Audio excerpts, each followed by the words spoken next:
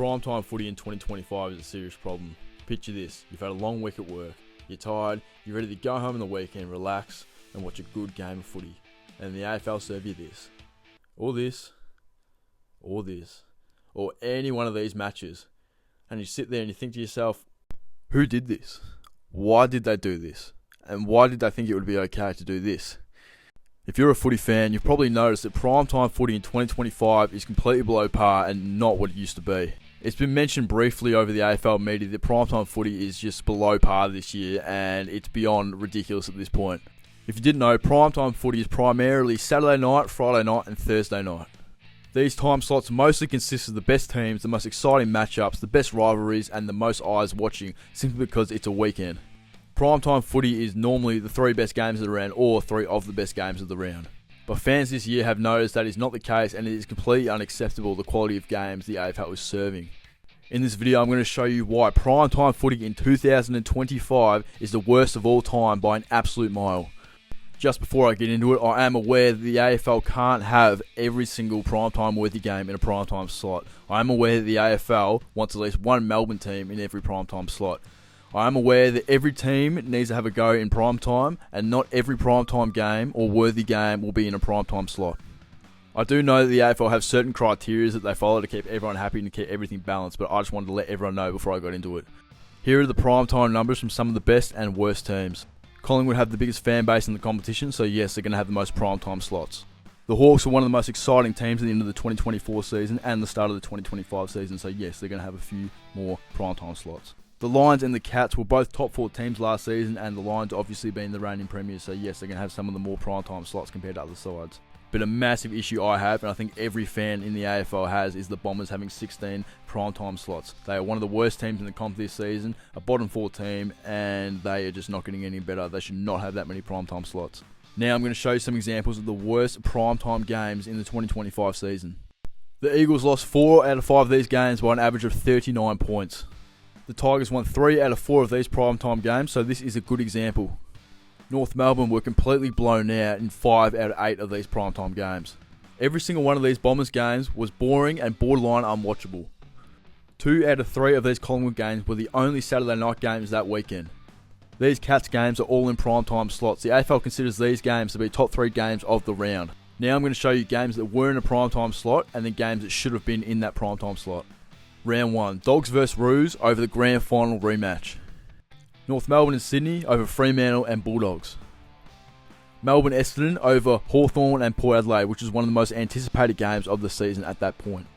North Melbourne Carlton over Sydney and Port Adelaide, who both played each other in the prelim final the season before. St Kilda and Fremantle, and Essendon and North Melbourne over the Queensland and the Sydney derbies. The Bulldogs and the Bombers, which was a 91-point blowout over the Pies and the Crows, who always have entertaining matchups. North Melbourne and Collingwood on a Saturday night over Hawthorn and Brisbane. North Melbourne and Fremantle over Brisbane and GWS, who gave us one of the best finals in recent times the season before. Dockers Bombers and Pies Saints over last year's prelim final rematch. Collingwood and West Coast, which was the only game on Saturday night that round. This was round 17. Someone at the AFL chose Richmond and Essendon over the Bulldogs and the Crows and the Giants and the Cats. The top 2 games are in prime time and the bottom 2 weren't. Pick 2 games you would rather watch. These were 3 of the 4 primetime games in the same round. Yes, the Adelaide Showdown doesn't really matter because it's the Adelaide Showdown, but 3 90-plus point games in the same round in primetime footy. Yes, I'm absolutely aware that all these matchups and games are selected before the 2025 season even starts. But it's 14 of the first 20 rounds with games that are just simply not in the right time slots, and it is ridiculous. Some rounds are multiple games. 14 out of the first 20 rounds had games that shouldn't have been on prime time and games that should have. It's beyond ridiculous. Now I'm going to make some suggestions on what the AFL needs to do to improve the prime time fixture. Thursday night games, in my opinion, need to consist of teams that are new and exciting and also sit sort of mid-table. For example, look at the Hawks last year. The back half of the season, they were one of the most exciting teams, not because of their play style, but also because they were new and fresh to the average AFL fan. And that same reasoning goes to the Suns and the Crows. Yes, that's a big jump from last year. Sit between 3rd and 8th on the ladder, and they're new, they're exciting, and they're fresh to the average AFL fan. So I think these teams fit perfectly for the Thursday night footy. and the Dogs, who are never quite a top 4 team, but they're always competitive with everyone between 1 and 10. So I think these 4 teams fit perfectly for Thursday night footy. And other teams are teams that are exciting and up and coming. For example, Sydney. They're coming back from a grand final loss. They're still exciting. They've got a good young core.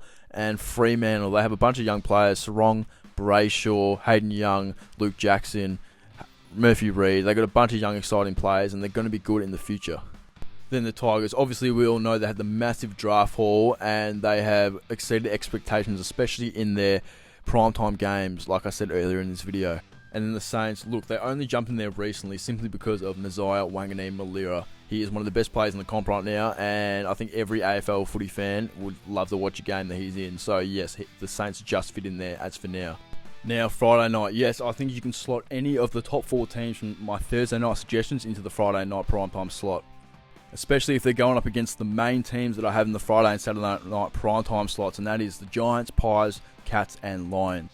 Yes, these are the best and most entertaining teams in the comp right now, in my opinion. So those are the teams that earn the best primetime slots. And if you're thinking, why the Giants? The Giants don't really belong here. Yes, they do. They beat Pies in round 1. They beat Geelong twice so far this year, and they've beaten the Lions. So if anything, they are the most competitive team against the top 4 sides so far this year. So these are the main teams for the Saturday night time slot and Friday night time slot, whatever you want to say. Yes, they are the top 8 out of 9 teams, not including Fremantle, but any one of these teams going head-to-head gives you an exciting game.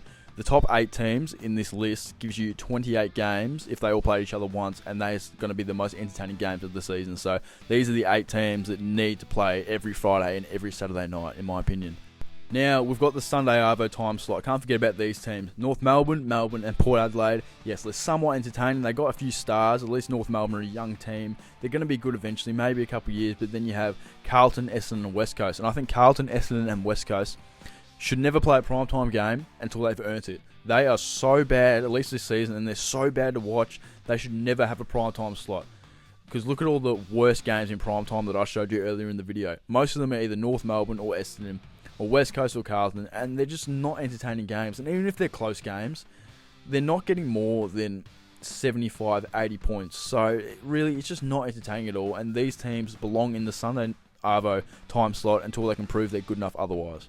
And I forgot to mention earlier, 7 of those primetime games earlier in the video were teams that played each other in the finals the year before. And that consists of Hawthorn of Port Adelaide, who were within less than a kick in the semi-final, Sydney GWS, and Brisbane versus GWS. They were all games that were within a kick or 2, and they were all really entertaining games, like really, really entertaining games, and they're just not in primetime footy the next year. That makes no sense. If there's 2 teams that go head-to-head in the finals, and they're within a kick, and the whole game's exciting and entertaining, they should automatically go in a primetime slot the season after. And there's 7 occasions here, including the grand final replay that was played on a twilight slot over a North Melbourne Bulldogs game in round 1. How does that get suggested in the AFL head office and then approved by higher ups? It just doesn't make any sense to me. Thank you for watching the video. Please comment what you think the AFL needs to do to fix their fixture, because if I get home from work on a Thursday or a Friday and I see Essendon versus North Melbourne and they can barely kick 10 goals each per side, I'm not buying K ever again. Alright, so comment and let me know and share this video around. Get the word out. The AFL needs to fix what they're doing, because it simply is not good enough, especially for people who are forced to pay for a KS subscription to watch a Saturday night footy game.